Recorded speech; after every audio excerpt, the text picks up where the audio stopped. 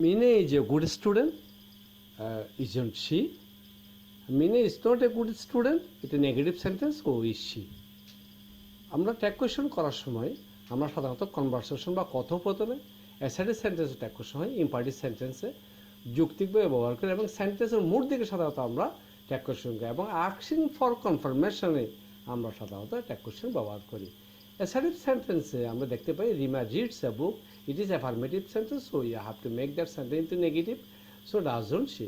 Rima does not read a book, so does she, যেহেতু সেন্টেন্সটা নেগেটিভে আছে।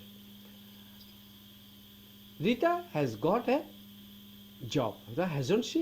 Rafik has not got a job, তাহলে has she, যেহেতু এটা negative sentence. she has a red dog, তাহলে has it is first individual, so didn't she had a red dog, hadn't she, এটা British language এবং she had a red dog এটা হচ্ছে American language.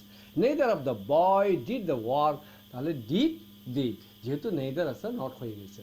no one was present there, তাহলে were they, তাহলে no one থাকলেও এটা কি হবে, দে হবে। We hardly forget the golden past, তাহলে হার্ডলি থাকলে negative word, so do we.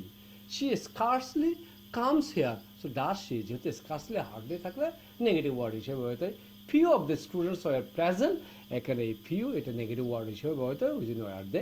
There is a little water in the glass, তাহলে ইজ দেয়ার, যেহেতু এটা নেগেটিভ ওয়ার্ড।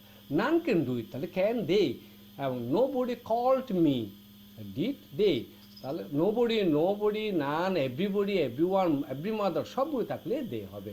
এবং এভরি মাদার লাভস এটা প্রেজেন্ট ইন্ডিভিজুয়ালস বাট দে সাথে do হয়, ওই জন্য ডোন্ট ব্যবহৃত হয়েছে। নাথিং ক্যান পাস, নাথিং থাকলে ইট হবে, can it.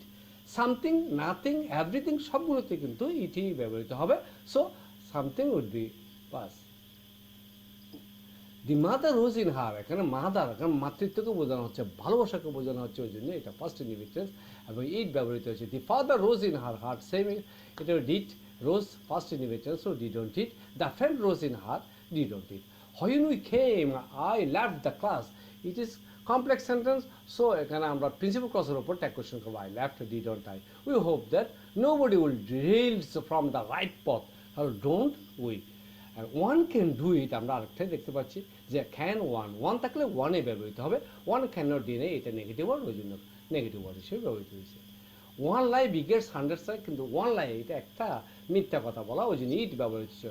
One should do one's duty, ওখানে কিন্তু ওয়ান ব্যবহার আছে, ওই জন্য ওয়ানে ব্যবহৃত হয়েছে।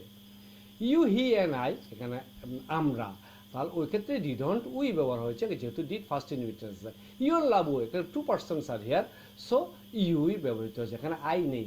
Sir, yes sir, I know her, she went there, এটা হচ্ছে, এইগুলো সাধারণত ডাইলেক্টে ব্যবহৃত হয় এবং শেষের অংশটাই সাধারণত ট্যাগ কোয়েশ্চন হিসেবে ব্যবহৃত হবে। They use to play cricket, এখানে ইউজ টু যদি ব্যবহৃত হয় তাহলে ডিডন্ট ব্যবহার করতে হবে যদি নেগেটিভ না হয়। Rita use to draw a picture, তাহলে didn't she. The baby is crying, যদি ইতর প্রাণী বোঝায়, শিশু বোঝায়, তাহলে ইটই ব্যবহৃত হবে। লায়ন ক্যাচেস এ ডিয়ার, তাহলে doesn't it. And the pen write sell, so এটা বস্তুর জন্য ইট ব্যবহৃত হয়েছে। আমরা জানি যে অল অফ আস থাকলে উই ব্যবহৃত হবে, অল অফ দেম থাকলে দে ব্যবহৃত হবে প্রোনাউন, অল অফ ইউ থাকলে ইউ ব্যবহৃত হবে, সাম অফ আস থাকলেও উই ব্যবহৃত হবে, আস থাকলে উই ব্যবহৃত হবে, দেম থাকলে দে ব্যবহৃত হবে, সাম অফ ইউ থাকলে ইউ ব্যবহৃত হবে।